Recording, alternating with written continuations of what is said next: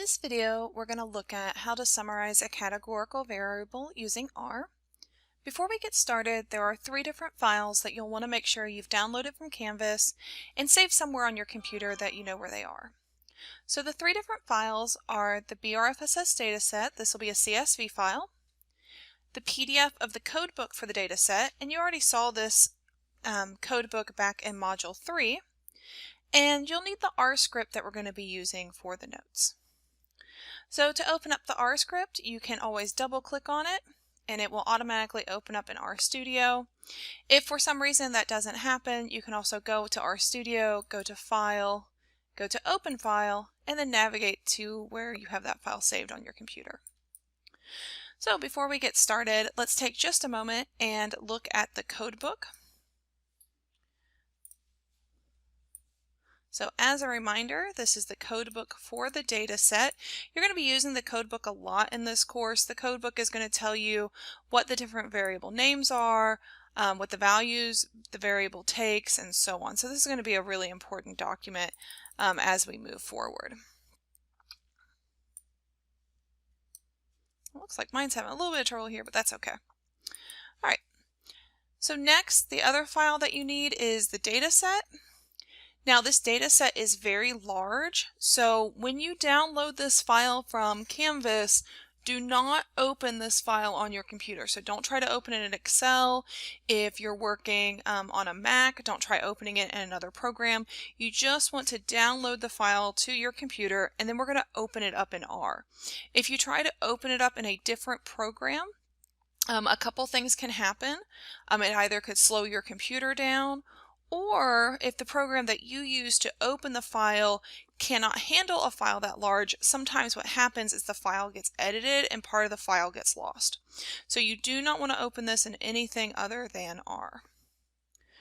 All right, so to get started, what we're going to do is we are going to read in the data set and we're going to edit the data set. So in these videos, what I'm going to do is I'm going to show you how to work with the data set for the state of Kentucky and for a handful of variables.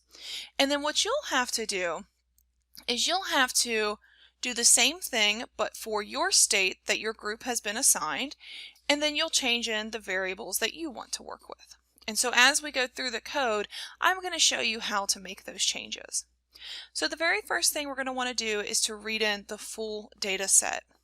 And to do that, we'll first want to set our working directory. And our working directory is going to be where on your computer you have the file with the data stored.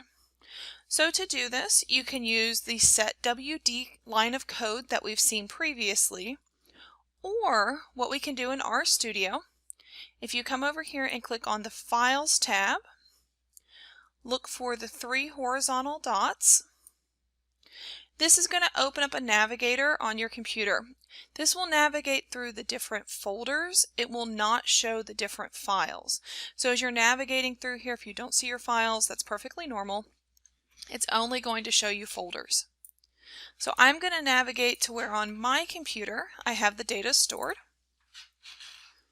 And so you'll want to do the exact same thing on your computer.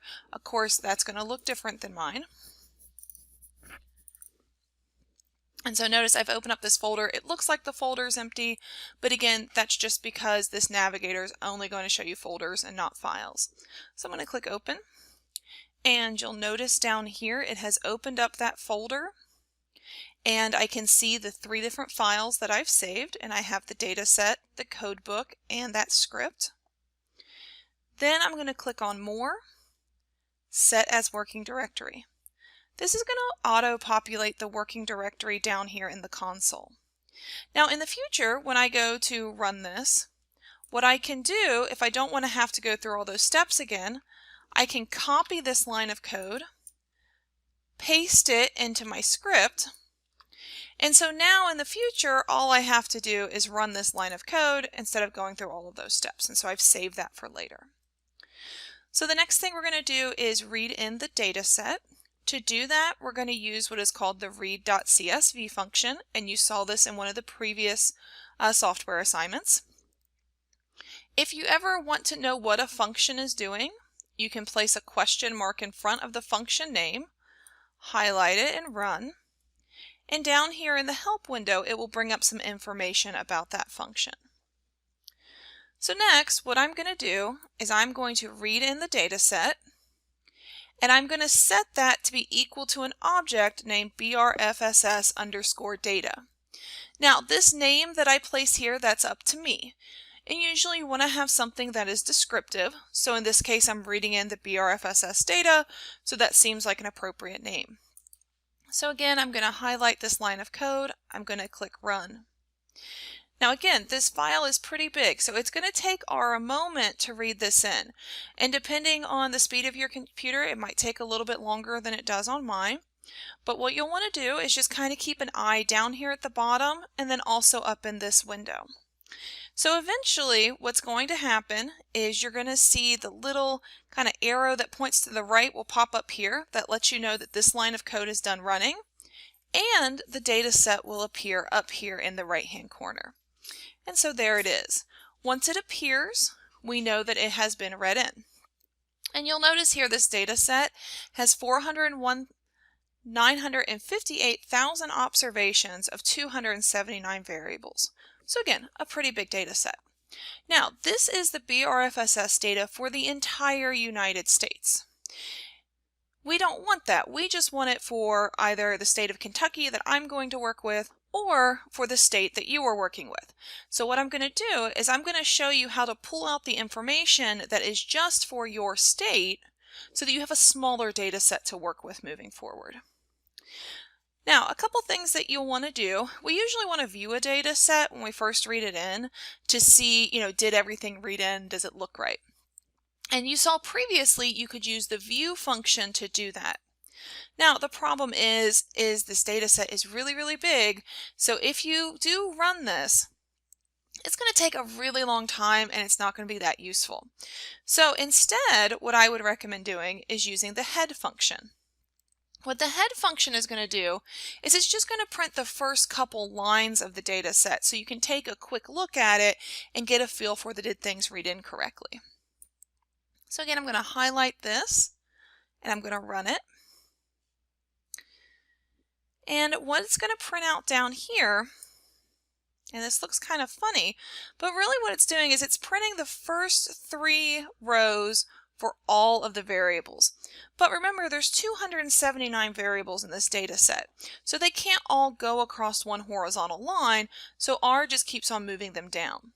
So for example, the first variable in the data set is x underscore state, and I'll talk more about that in a minute, and we can see some of the observations for that variable. The next one is f month, and we can see some of the variables. Now if you scroll down further in the data set, you'll notice that as we get closer to the end, there are several variables, like this one right here, CSRV pain, that has a bunch of NAs after it. An NA and R means that the value is missing. And so one thing that's really important to keep in mind with the BRFSS is there's a difference between the core and the optional modules. The core questions are asked of all of the states. The optional modules are only asked by some of the states.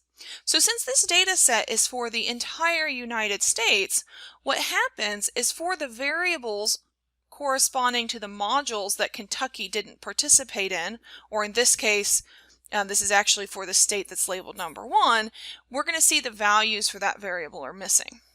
And so I'll repeat this as we go through, but as you get to where you're working with your state, if you find a variable that's all missing, remember that might be a variable belonging to a module that your state didn't ask questions for. All right, so now continuing. So up to this point, these lines of code, other than changing the working directory to where it is on your computer, you don't want to change any of this. All of this is pretty much going to be the same on your computer. Now, the next thing that I want to do is for your report, you're only going to be working with data for your assigned state in the year 2020. So again, in this video, I'm going to illustrate the steps for working with Kentucky in the year 2020.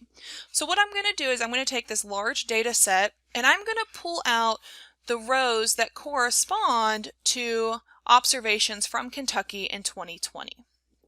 So to do this, the first thing I'm going to do is pull out the observations from Kentucky.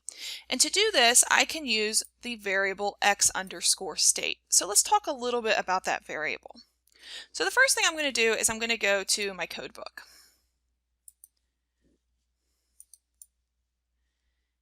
And give me just a second, I'm going to actually reload my code book here. Okay, there we go, that looks much better. All right, so the variable that I'm interested in has the word state in it. This PDF is very large, so I'm going to show you a way to kind of help navigate a really large PDF if you're looking for specific variables. So on your keyboard, if you hit Control F, that's going to pull up Find. On a Mac, it's going to be Command F. And what I'm going to do is I'm going to type in the word state. And it's going to show me how many times this word appears in the data set. And so what you can do is you can click Next and it will just go through the PDF and show you all the places where that appears. So you'll notice that we have a SAS variable name that is _state. As you look through the code book, a lot of the variables start with an underscore.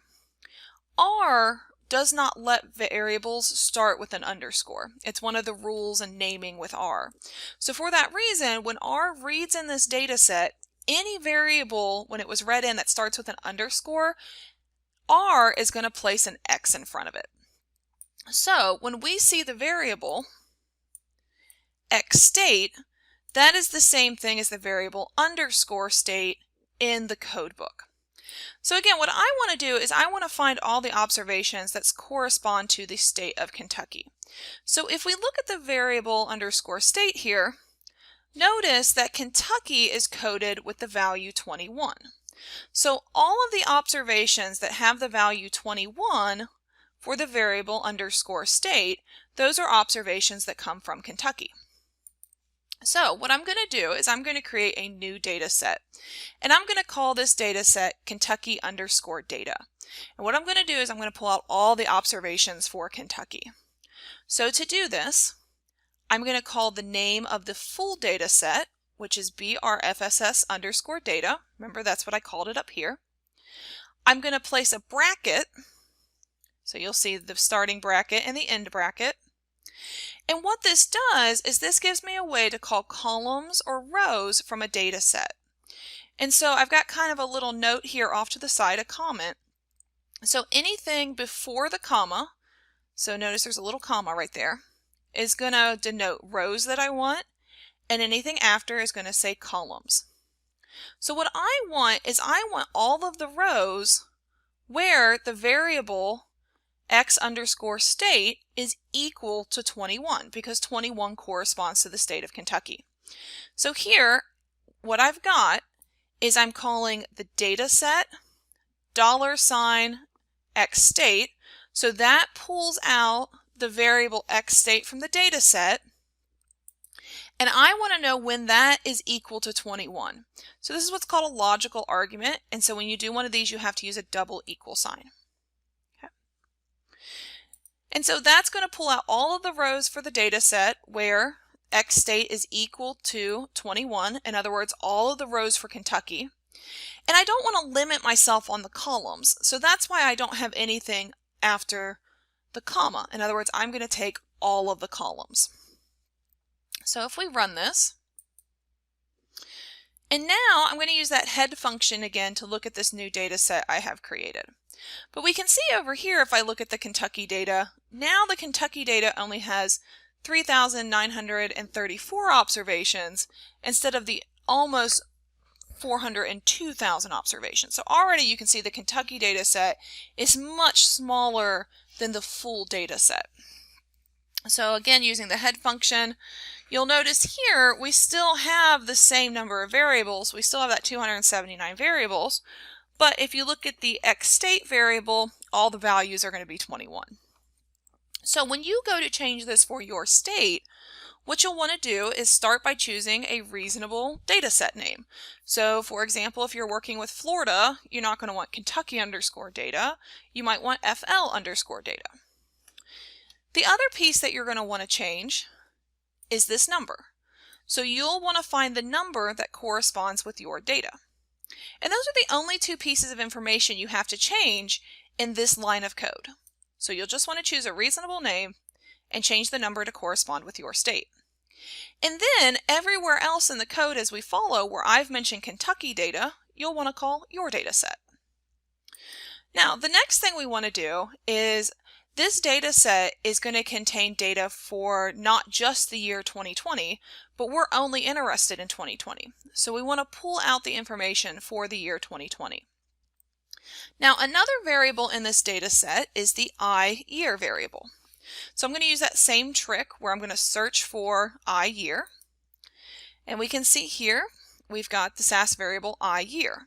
So in this data set, there are some values from 2020 and some from 2021. So we're just going to pull out the values for the year 2020.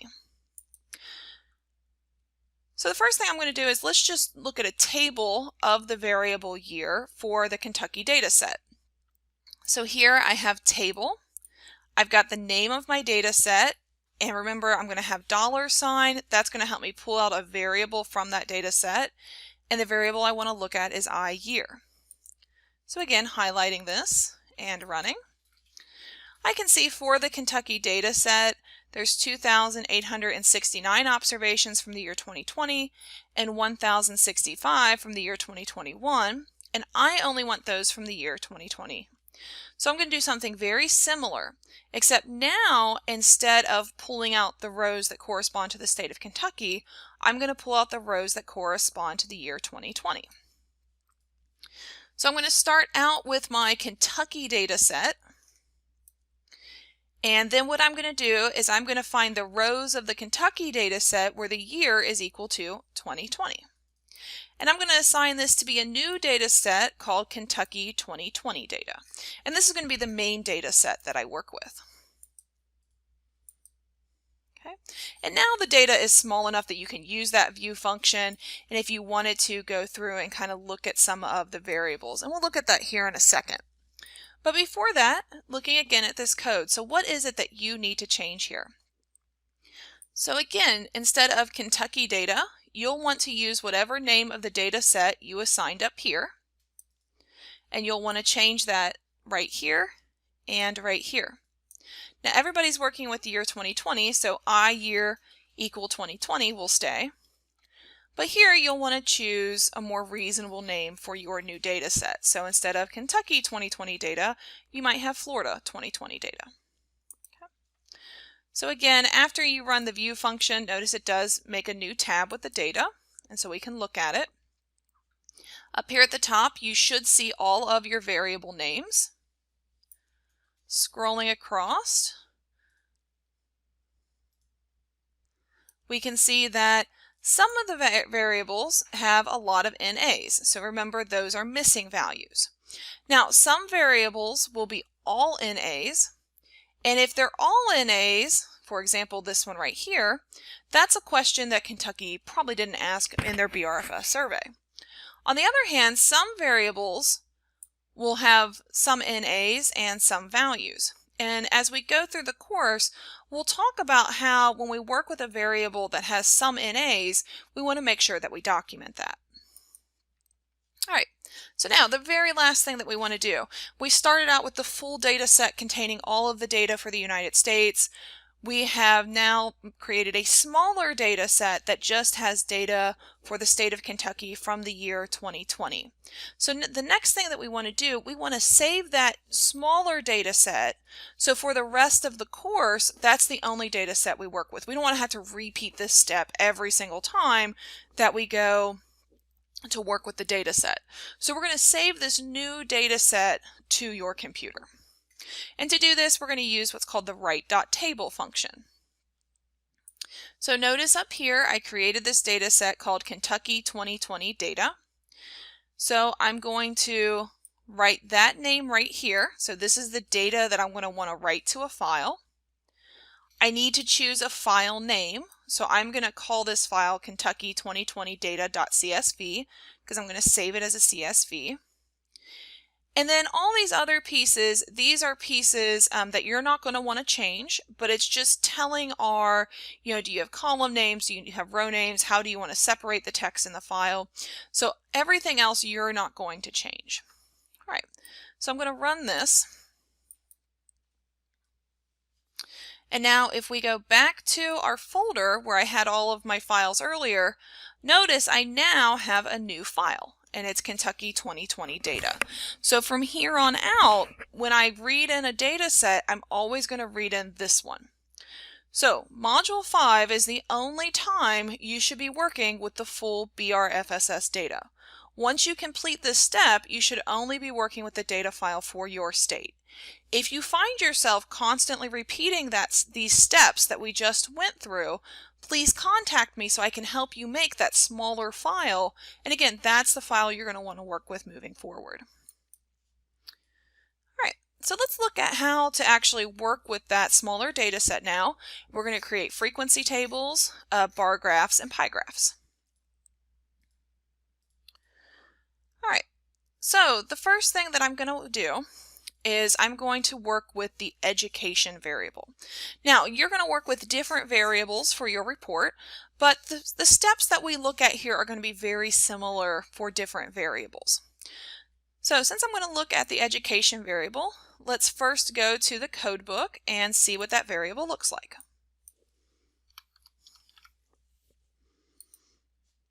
Okay, here is that variable. And so this question asks, what is the highest grade or year of school that you completed?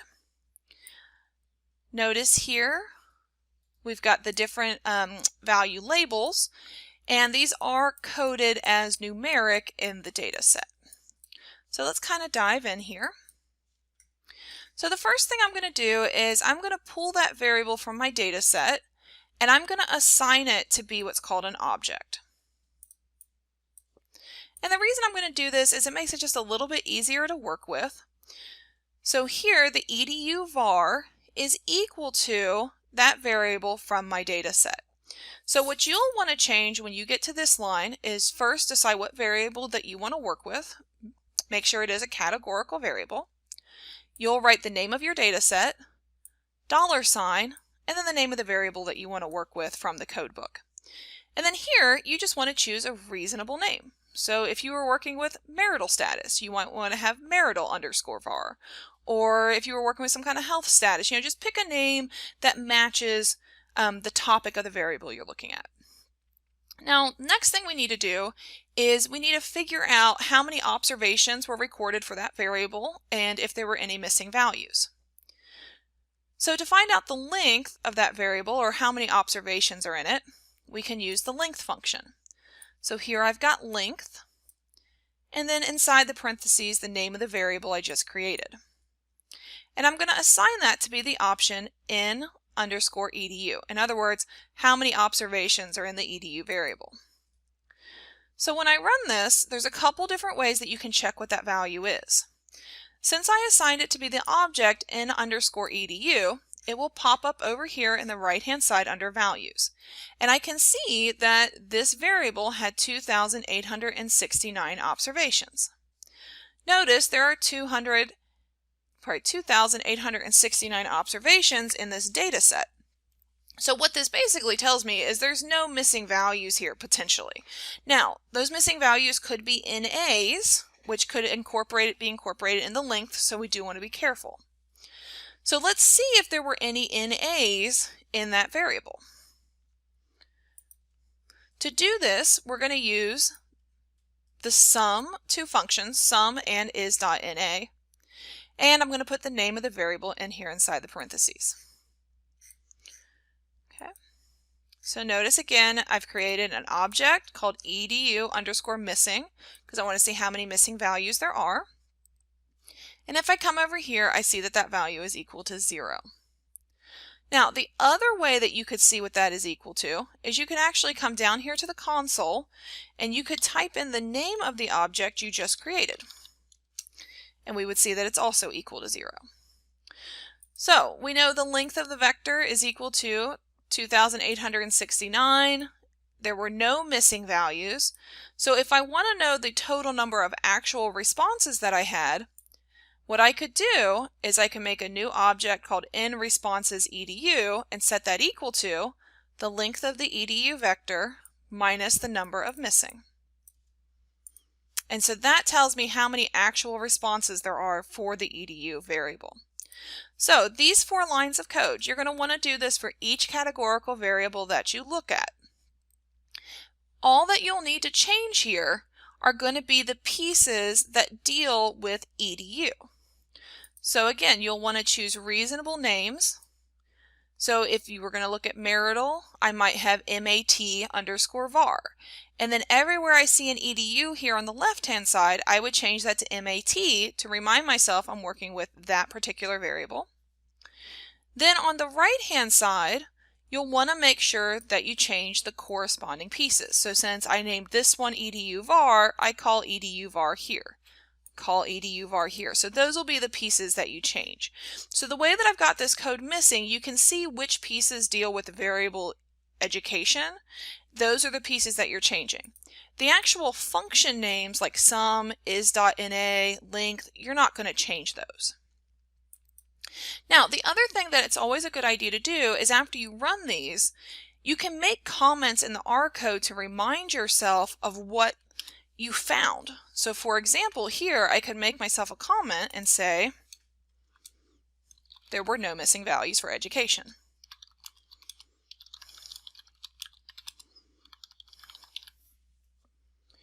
All right. So next, let's look at how to make frequency tables. To make a frequency table, we use the table function applied to that variable. And so here is our basic table. Now notice that this frequency table really isn't all that helpful, because if I look at the values that education takes, it takes the values 1 through 9. Well, to remind myself of what those are, I'd have to go back to the code book, look at education, and then match those values to the value label.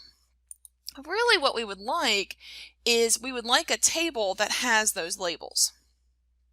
So to do that, what we're going to do is create labels.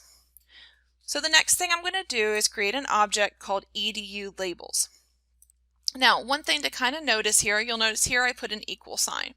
In R, the arrow and the equal sign mean the exact same thing. So if you see the arrow or an equal sign, you're good either way. It's going to run the same. So the next thing I'm going to do is create EDU labels. This little C here, what that stands for is combine. And it's going to combine everything inside of the parentheses. So what I want to do is I want to put all of the labels for the EDU variable inside of here. So if I go to the code book, notice that some of these labels, they're pretty long. So what I'm going to do is I'm going to abbreviate them. So for example, the first one I'm going to call kindergarten or less. And you'll notice that I have that in quotations. And then to write the next label, I'm going to place a comma and then place the next label in quotations. So the second one here is elementary. So I've just called it elementary. You want to keep your labels fairly short. You want them to be informative but short, because what's going to happen is we're going to use these labels in the tables and on the bar charts. And so if you think of, labeling your bars on a bar chart, you're not going to have a ton of room to work with. So you do want to have these, as concise as possible. So running this line of code is going to create my levels. And if I want to see what those look like, I can either just call the levels. Oops, missing the U right there. And you'll see that they print out down here, so I can check what those look like. Now I'm going to recreate my table, but this time I'm going to assign it to be an object called edu_freq. In other words, for a frequency table. Okay. And I could look at that table, and it's that plain table that we had before. But now, since I made it into an object, I can then apply the names function to it and assign those names to be equal to the levels or the labels that we just made. So running this line of code, recalling the table, we can now see that our table has the labels. Now, one thing to keep in mind here, when you create your labels here, your labels need to be in the same order as the numbers are here. So if I were to create these labels, but for whatever reason I decided to put refuse at the beginning, R is not going to realize that you've put these out of order. So you need to have these as the same order as the numbers are in the code book. All right, so what is it that you are going to need to change to make your frequency table? Well, to make your frequency table, again, everywhere that you see edu here, you just want to change that to make it more informative for the variable that you're working with. For the labels, you'll want to use the code book to write out what those labels are. Each label needs to be in quotations and separated by a comma. Now, a common error that you might get here, the length, or in other words, how many labels you have in here have to match the number of levels that are in the table. So in other words, if we leave out college graduate on accident, it's going to give you an error and say this one isn't the same length as the number that are in the frequency table. So just keep that in mind. But in terms of changing the function names like table, names, the C, you don't have to change that. You just have to change the information that corresponds to the variable that you're interested in. So that's how you build a frequency table. But since we're going to be working with sample data from the BRFSS, instead of frequency tables, you really want to work with relative frequency tables. So when you create your tables to put in your report, you really want relative frequency. So let's see how we can take that frequency table and change it into a relative frequency table. So remember that a relative frequency table takes each of the frequencies and divides by the total number of responses. So here we've created a frequency table. Up here, we found the number of responses. So to create the relative frequency table, we set that equal to the frequency table divided by the number of responses.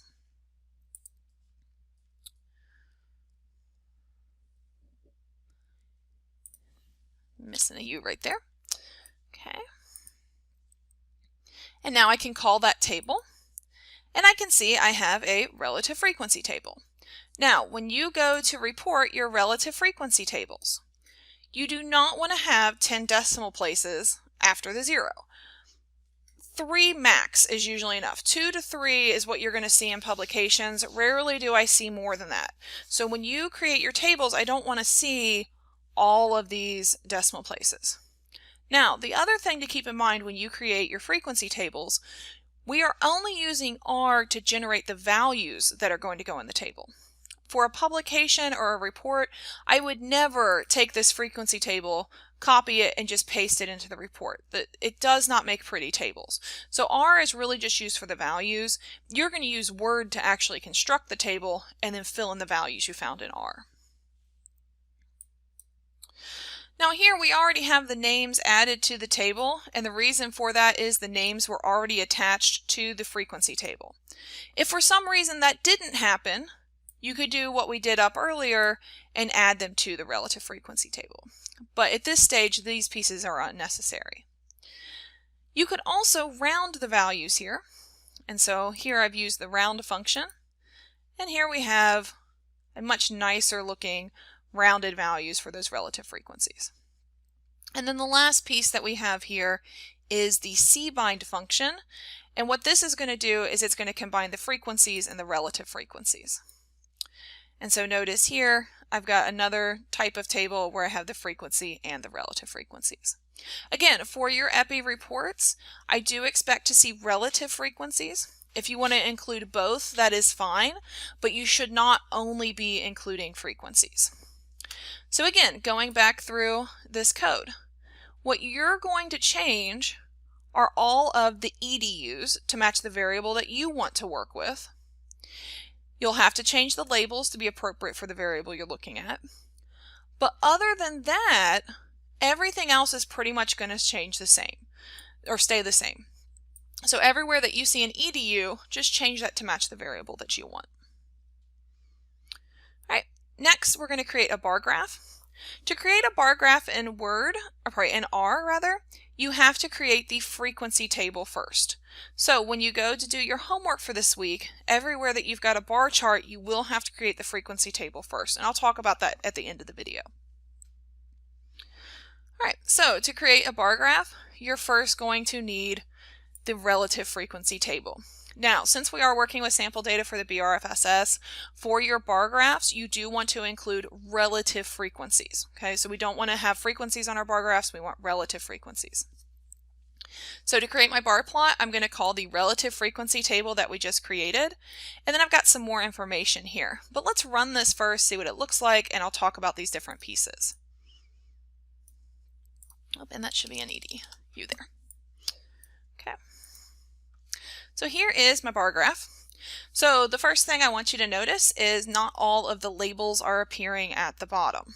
So how you can fix that is if you just drag this window, you can make the plot bigger, and then once it's bigger, it will have those labels. So when you go to save bar graphs to place in your reports or anything in R, make sure you drag this window bigger so that you have all the labels at the bottom. Next, to save this image so that you can use it, what you can do is click Export, Save as Image, and you can save this file. You'll want to give it a good file name here, so you'll have these images to place in your report. All right, so let's go back and look at the options, and we'll talk more about that. All right, so the first thing here is you'll notice there's something that's called main. Main is going to be the title of your bar plot. So here I have education level BRFSS Kentucky 2020, and then I have N equal to 2,869. It's always a good idea to include in your title of your bar plot how many observations actually went into creating that bar plot. And so you'll notice here that we had 2,869 observations for this particular variable, so that's why I have N is equal to that here. We want to make sure that we have good axes labels. So the x-axis in this case is going to be, the labels for the variable. So here it's education level. And on the y-lab, we're going to have proportion because we're looking at relative frequencies. Names.arg, that is the names for the different levels of the variable. And so that's what we created up here for the education variable. And then color equals blue. You can make whatever color you want in R. If you just Google colors in R, and there's also going to be a document on Canvas. Since part of your reports there is this visual aspect, we want them to be visually appealing, make sure you choose colors that go well with your report. All right. Now one thing that you are going to find a lot in the BRFSS is many of the questions are going to have either a refuse or a do not know option. Those aren't very informative options. So what you are going to want to do for your reports is actually remove that option from the data set, and then when you go to write your report at the bottom of these plots, you're going to include in a subheader or subtitle for your plot something that says, this many refusals were removed and this many don't knows were removed before constructing the plot. So I'm going to show you how to remove those. So first thing I'm going to do is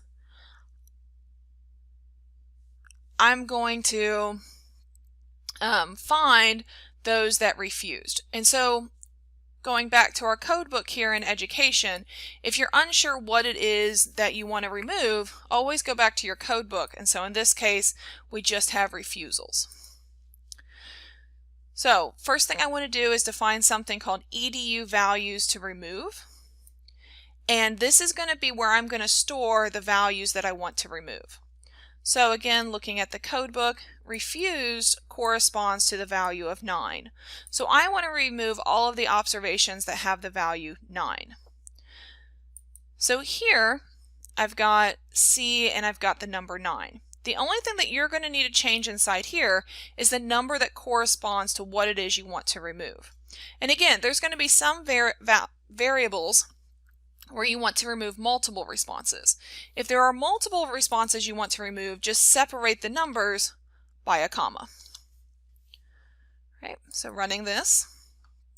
Next, I need to figure out where in my Kentucky data set or where in this variable the 9s are located. And that's what this line of code is doing. And then this last line of code is going to actually remove them. Okay. So now they've been removed, and you'll notice since I've removed the refusals, I've named this new variable edu_var_2. Okay. So this one's going to be a new one that I'm going to work with, and it's not going to have the refusals. Since I'm working with a new variable, I need to figure out how many responses there are for the new variable. So I'm going to run very similar to what we had up above.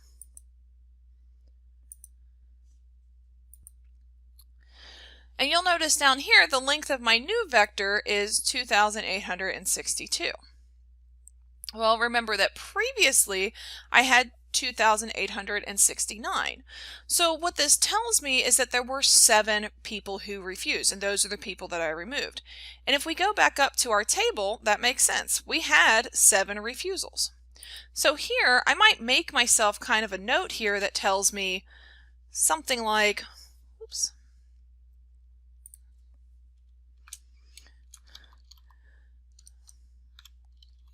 without the refuses, there are 2,862 responses.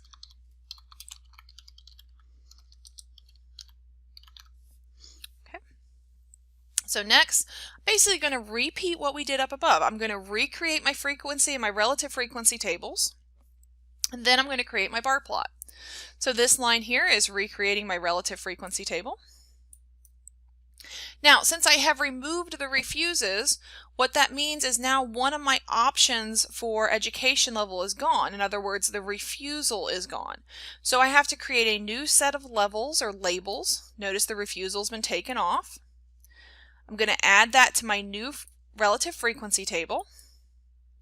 So here's my new relative frequency table, and you can see the refusals are gone. And then I'm going to create my bar plot just like I did up above. But notice now in my title, I'm going to have 2,862. I'm going to be calling that second set of labels I created, and I'm going to be calling my second relative frequency table. And so here is my new bar plot. And remember that we can stretch this out to make it bigger so all the labels appear. This looks much, much nicer without those refusals kind of cluttering it up at the end.